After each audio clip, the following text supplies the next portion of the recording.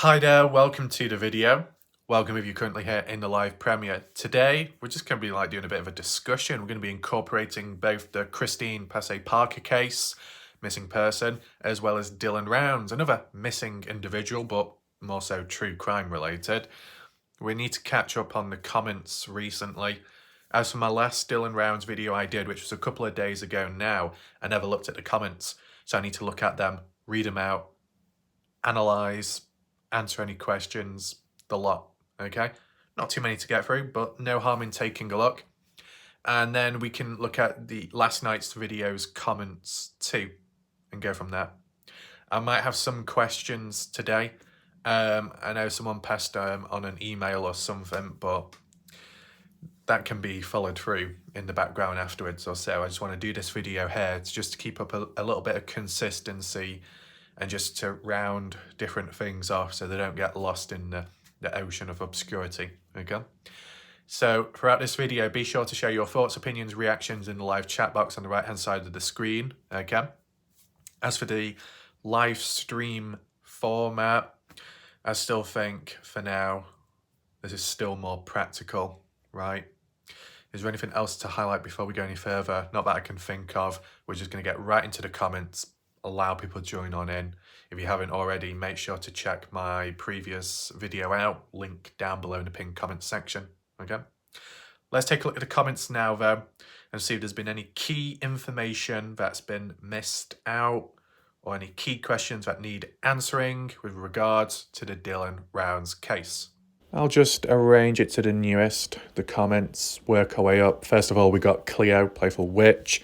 Shout out to Cleo for last night, her presence. Much appreciated.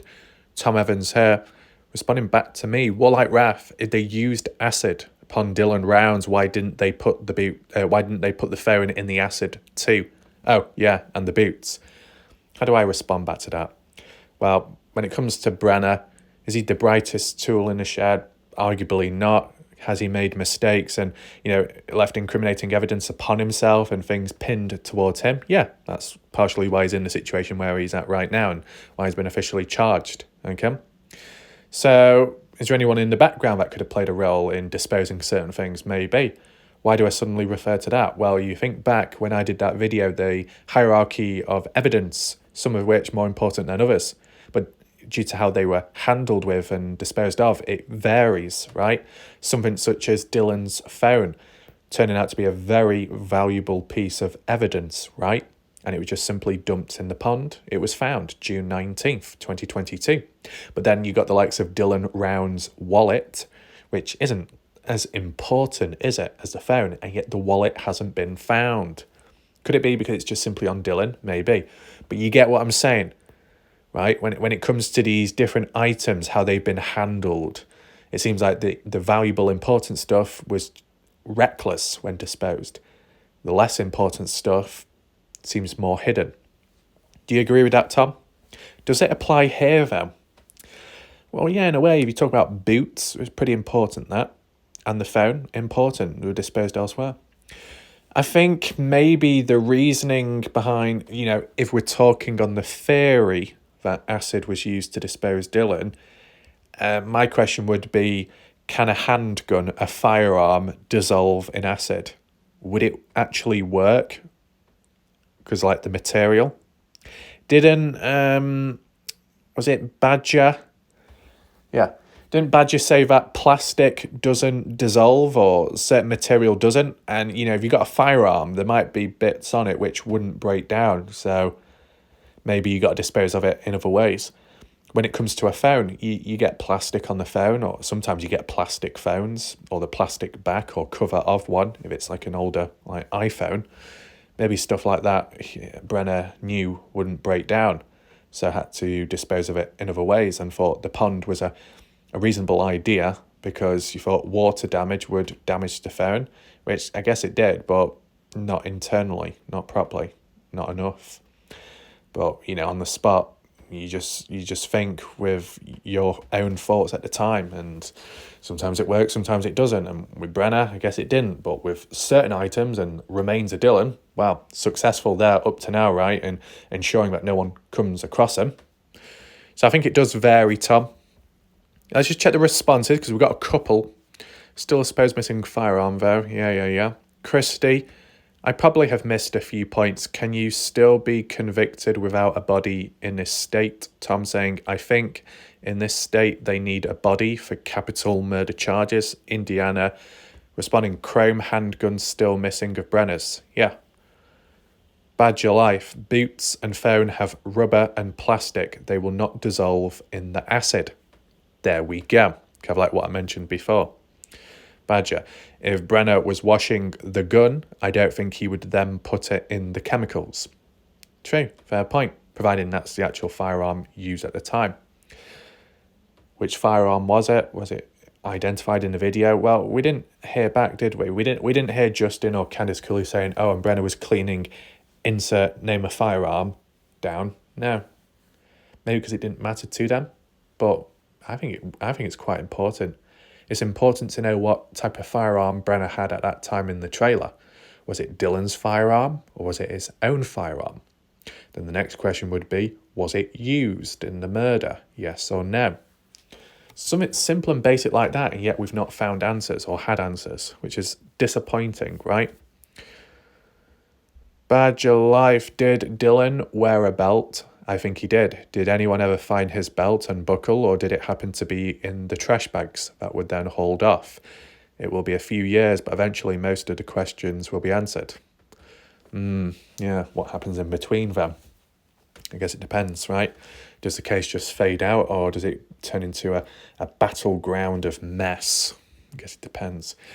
But like Dylan's belt buckle, why would that be taken off? Would that lead to the trousers falling down?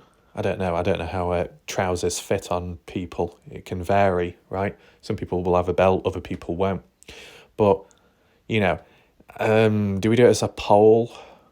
You know, kind of like on the basis such as Dylan's boots being found near the dirt mound and still the uncertainty of what was within those trash bags during the spring cleaning, June 2nd, 2022. What do you all think when it comes to the clothing situation besides Brenner? We'll do it as a poll as well. It's easier for people to vote. Do you believe during the murder, and leading up and afterwards, and the disposing of Dylan Rounds, do you think that Dylan Rounds' clothes were removed from his body and then put into trash bags at a later point, like June 2nd spring cleaning? Do you think Dylan was unclothed at the time or not? Because like what's mentioned here about Badger Life saying about Dylan, a belt buckle, a belt, where did that end up? Is it on him or in the trash bags? If it was, and then he got the boots elsewhere, then what other form of clothing? You supposedly got Ty Corbin mentioning about a John Deere baseball cap being found over that way, over the pond area, approaching Don's place. Then is there any more clothing of Dylan's, supposedly, which has been scattered about or put into bags? Is Dylan clothed or not?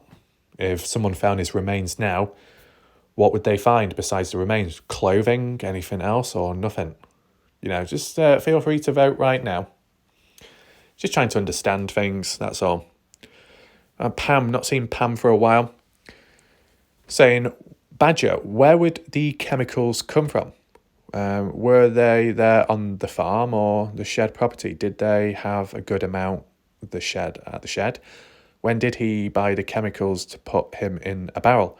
As I remember in one video that Warlight Ralph has, there was a small barrel on the shelf, not knowing if it was a chemical or not.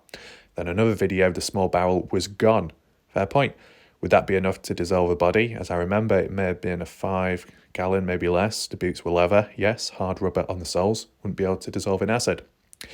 Right, so what Pam's referring to there about that thing upon the shelf, which may have appeared to be a small barrel or something, 1 minute it's there, next thing you know, it's disappeared. I'll clear that up, Pam Ridley, so it may help you, okay, in terms of the dating of it. So, first time it was noticed. Now, actually, to be honest, Pam, to be fair, I probably got a photo of it still on my phone. We'll refer back to it. Don't worry. Hold your horses, Pam. We'll look at the photo shortly, okay, after reading these comments. Worthwhile doing so. Badger, a huge amount was used on the soil at Dylan's farm. It was in containers next to the pivot on Dylan's farm. Only about 25 gallons would be needed out of 500 to 1,000 gallon containers at Dylan's farm. If Dylan had plastic fillings in his teeth, they could have been found. Oh, right. Are you talking about composite fillings, 20% plastic resin? Yes. Okay. What was that thing about in the past where supposedly the theory of someone being fed to pigs that you could still locate the teeth or not? Oh, I get that weird thought of someone biting down on teeth. That's a weird feeling, that. Anyway, let's move on. Tom, is it possible that when they arrested Chase with the firearms that had been stolen, is it possible they recovered Brenner's pistol? I don't know. If so, it's background stuff. We've not really heard about it. It's not been officially confirmed or talked about. So, who knows what's going on in the background? Anyone else in the chat agrees with this? Let me know. Latora, damn it! I finally catch alive and I come in at the end. Well, maybe next time. Not seen you since then. Cleo, best dodgy time. Thank you, appreciate it. You're welcome. Indiana, if Brenner was seen in the time-lapse video cleaning a gun, then they know whose gun it belongs to, either Dylan's or Brenner's. Simple. Well, yeah, that's what I've been talking about since day one of the video recording of whose gun is it, and even applying it to the supposed gun being returned back to Dylan's trailer, which I can do in a separate video if need be. Beatrice, it's always good to hear the other person's opinion on the case. I myself listened to it with an open mind, very interesting, and I wouldn't rule it out. Shout out to Beatrice. It's good that you've got an open mind, and it's also good that you've not been brainwashed like some people have out there. So you just do what you need to do, and we just see what happens within the case in general. We've got Glenn. Shout out to Glenn. Whatever. Sorry, being on a busy vacation week with family coming, etc. I've been trying to catch up. That's fine. Take your time. Hopefully it all went well. Yep. Indiana saying, so Badger is having a touch with the Sherlock Holmes, giving us all insight into the case. Very interesting. Lone Wolf saying, I said acid in the beginning, in a train car. Train car? What does that mean? Do I believe... I think Lone probably said about acid. Yeah. Anyway. Key thing is with Badger Life elaborated with the whole acid talk, provide a bit of backstory and depth behind it, makes it to some people maybe a little bit more believable. Well, that's it for the comments here, but don't worry, let's just move on to that photo in response to Pam's comment. Right, so here we are with that photo, Pam. On the left-hand side is newer compared to the one on the right-hand side. The right-hand side one being older when it was taken, okay? Do you have the exact date? No. But both photos were taken in 2022, okay? So the one on the right by Salty Pancakes, same time when Glorindellen was down there too. You should be able to refer to the date on Glorindellen's video, I guess. It wasn't early on in the case. It was, I think, a few months on into, the disappearance of Dylan Rounds. Going down to the grain shed, having a look inside, documenting it, as well as the hole, what you see on the ground towards the back of the shed. And the one thing that stood out to me, besides the chairs and tables being moved about, which, to be fair, in between Pancake's footage on the right and Justin Round's footage on the left, which occurred later, months on, in between the interview with Heavy D, Candice Cooley, Justin Rounds inside of the grain shed did happen in between those two photos taken. So, tables moved about, chairs to sit upon. Yeah, I get that. That isn't too odd to me, right? But the one thing that did stand out, which really no one talked about besides me, was the bookshelf at the back, right? That rickety bookshelf on the left-hand side. On the middle shelf, left-hand side, you got some white books. and besides it, some smaller black-looking object. Fast forward to when Justin Rounds went on down to the place months later in the dark night time. Middle shelf, you notice that white object on the left-hand side, but next to it there is no black object, no more. What is it? Where did it go? Did we ever hear about it? No. Did we ever receive any updates? No. Could it have fallen on the floor? Maybe, but why would it fall on the floor? What would cause it to? Did someone take it away? Was it a key piece of evidence? Well, if it was a possible key piece of evidence, well, it was in open sight and it took that long for it to be taken away. I find it hard to believe, you know. At least when referring to the object here in Pancake's footage, this was way after the spring cleaning, okay? Way after it was taken. So we're referring back to June the 2nd when Brenner had the chance to bag things up, take stuff out, whatever it may be. Key evidence, something to do with Dylan Rounds, who knows, possibilities, right? This on the shelf wasn't taken, so probably it didn't have any significance. Just my thoughts, okay? Does it look like a bucket? Not really. I mean, it's hard to tell from this distance, but I don't think it's a bucket. Because if it was, would it weigh quite a bit? Or is it empty? I wonder. And why would it be in an open site anyway? But then again, we've seen evidence how it's handled with some of it's poorly managed, left behind or not disposed of properly, so yeah. But it's not there anymore though, as said. Do I believe it to be a bucket, such as a bucket full of acid, which could have been used in disposing in the desecration of Dylan? For this object, I don't think it's a bucket, okay? When we look at the buckets down there, a couple of them, they stand out more because they do look like buckets. The odd one doesn't have a lid on. Some have the little handle by the side of it, right? Yeah, buckets of what? Don't know. Can anyone confirm it? The ones on the side there?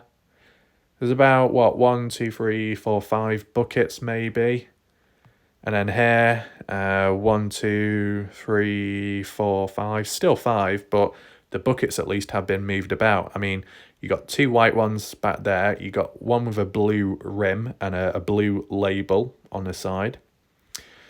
And then the ones back here, a black bucket and then a white one.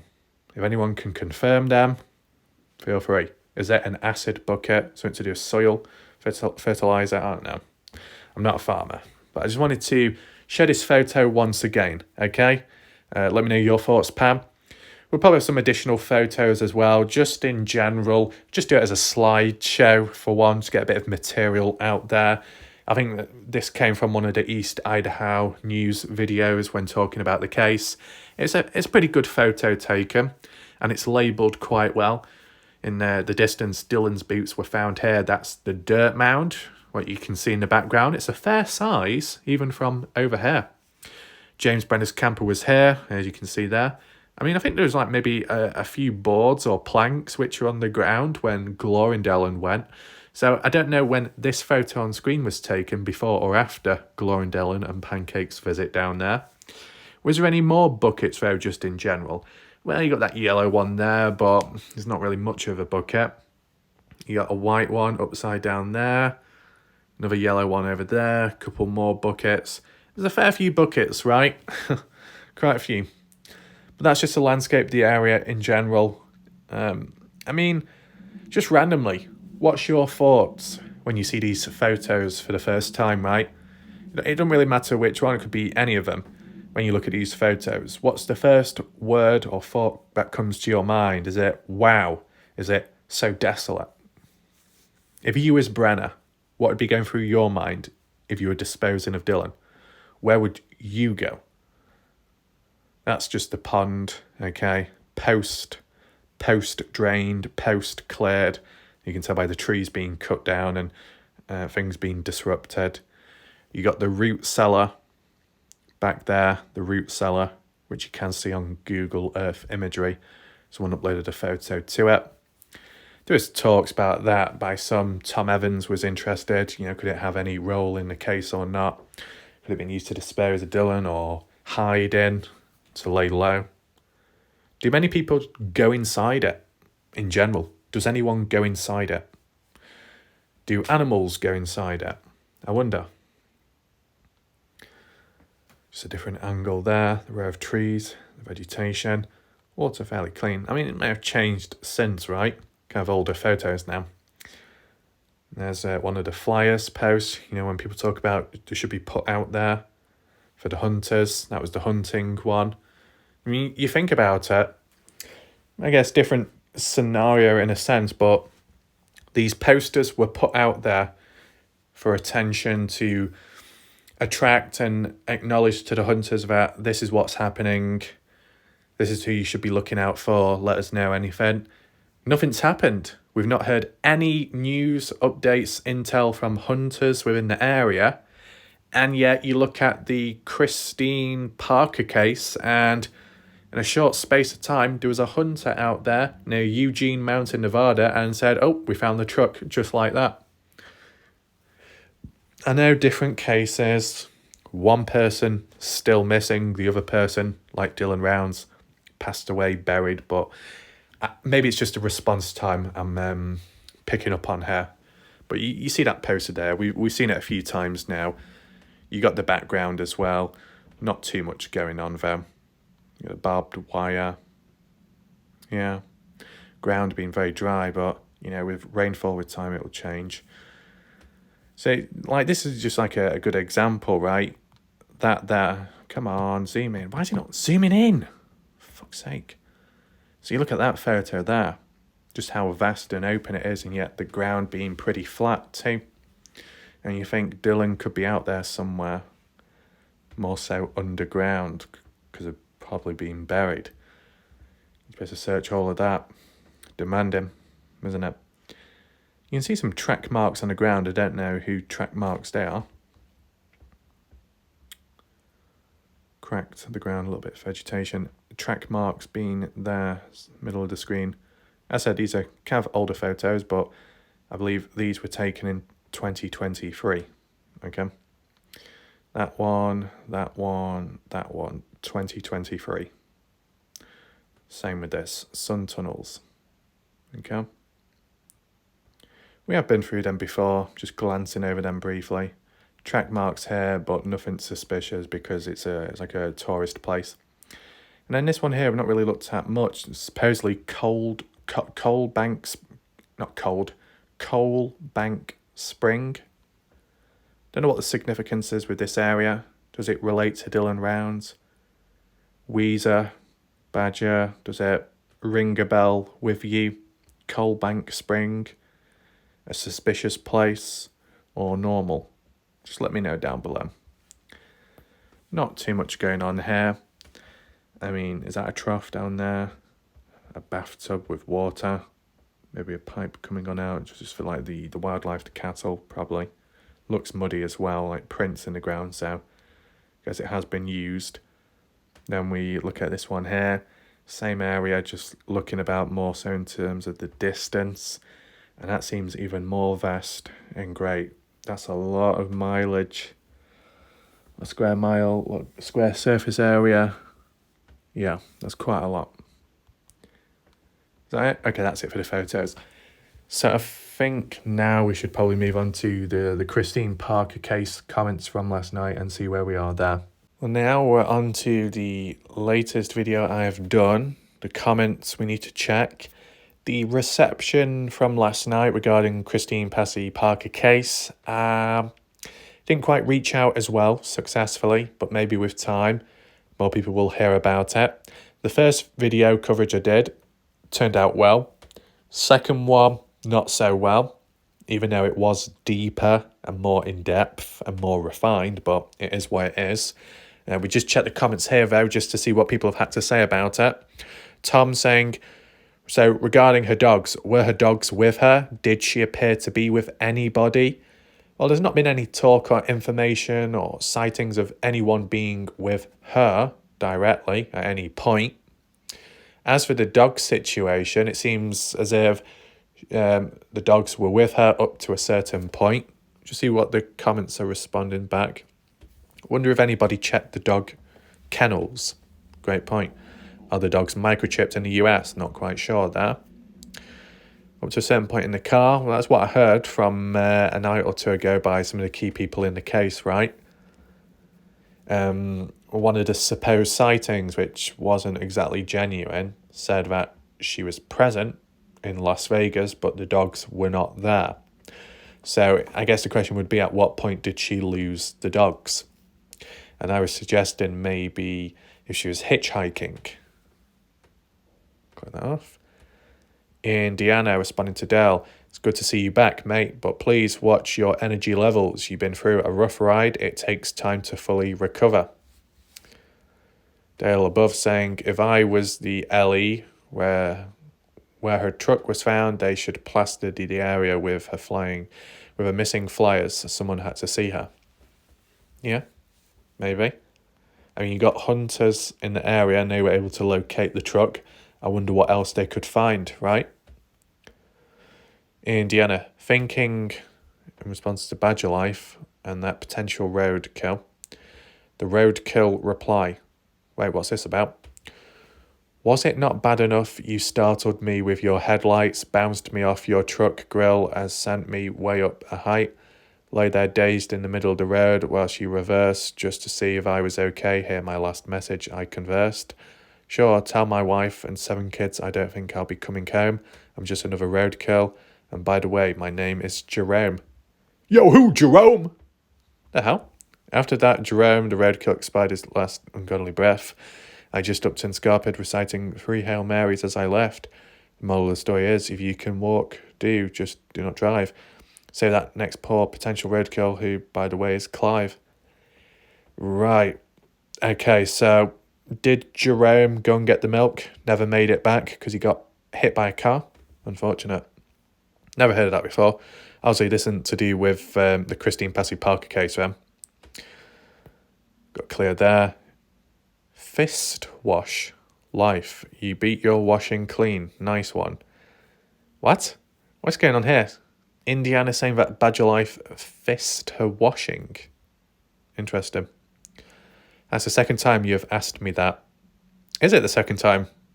How many times have you directly responded there, whether you do it or not? True crime. Hey, Warlike Ref. Yeah, I would start looking where they found her truck. Does it need to be taped off, cornered off, or anything like that? I don't know.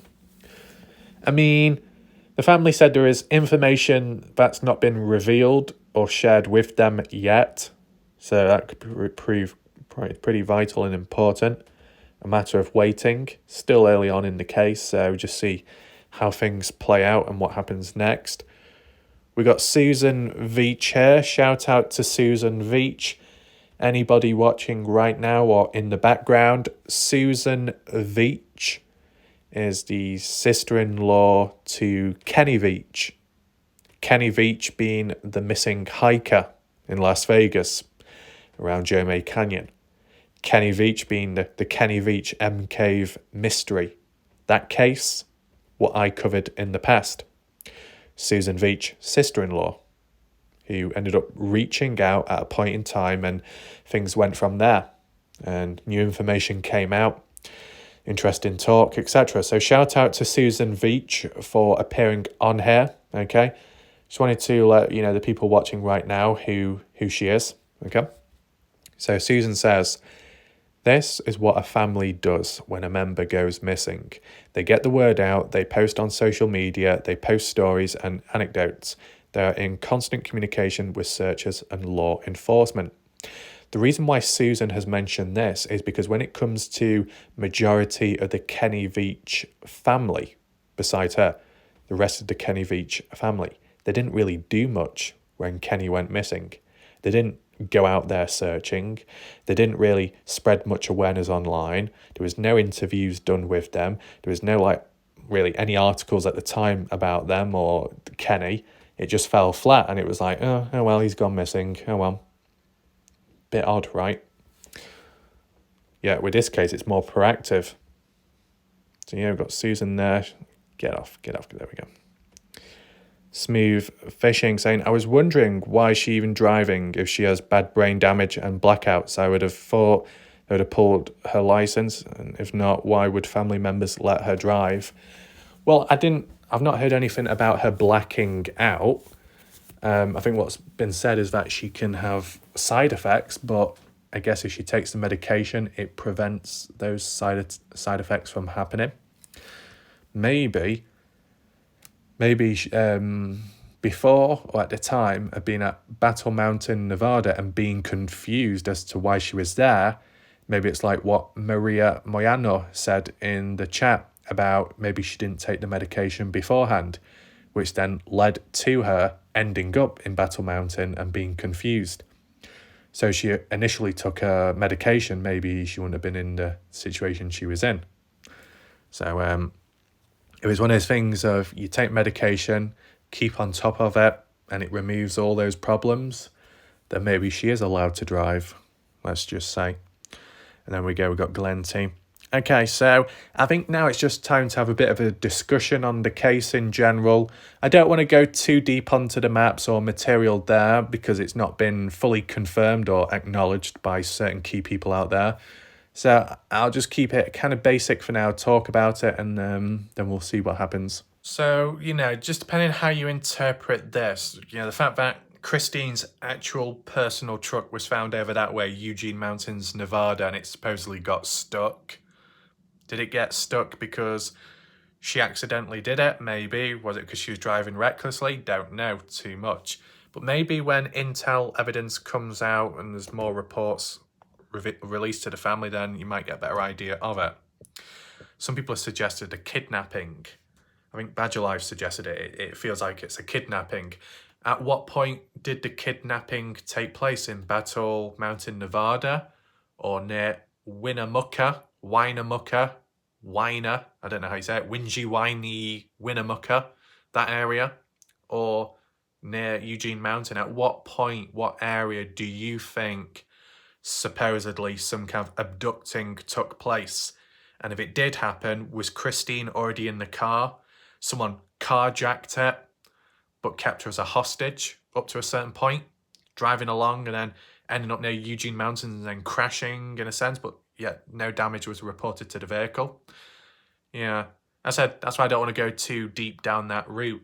There might be some people watching right now who you probably could email, and with some of these questions, I will do that, okay? I just wanted to do this video, first of all, just to see if we can generate some additional ideas and discussions in general, okay? As well as the Dylan Round stuff earlier on. If you have just joined, welcome. Feel free to rewind back to learn about everything, to catch up on what you've missed out on. And if you're just simply more interested in Dylan Round's discussions, just rewind back earlier because that's where I was talking about Dylan, right? Besides abduction, the dogs, where the dogs at? Is it one of those things where if you find the dogs, you will find Christine, and if you find Christine, you will find the dogs? Well, if they stick together, then you'll find them both at the same time.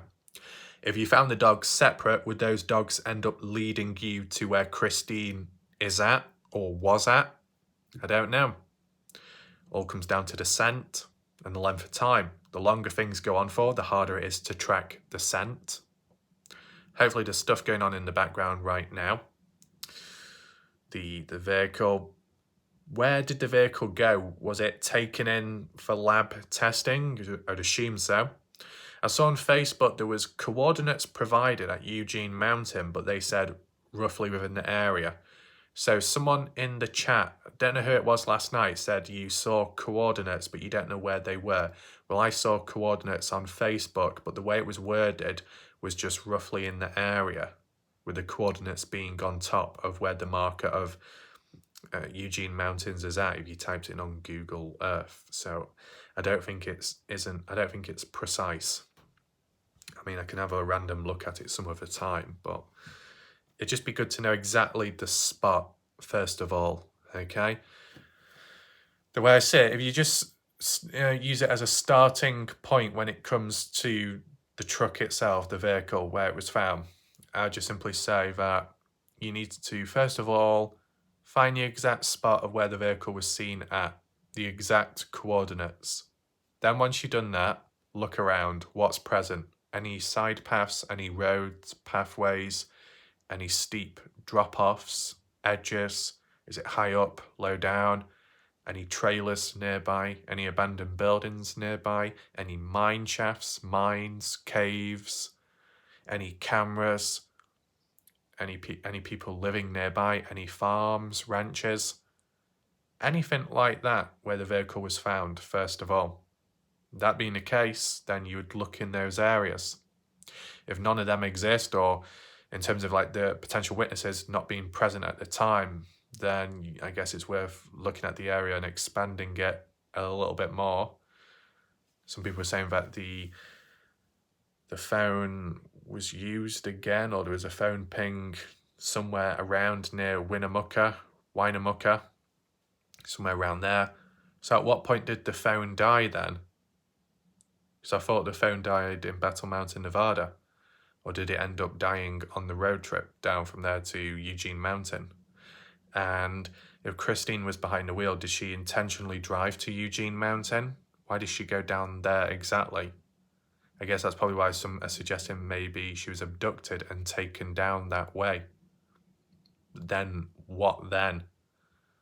I mean, if it is possible abduction, and that's what led to going down to Eugene Mountain, then you probably would say, right, you need to check the area quick. The whole area of the mountains, just in case. I'd agree with that. But then if there are genuine sightings of her being elsewhere afterwards, alive elsewhere, then maybe it's not an abduction, especially if she was spotted by herself somewhere. With the dogs, I don't know.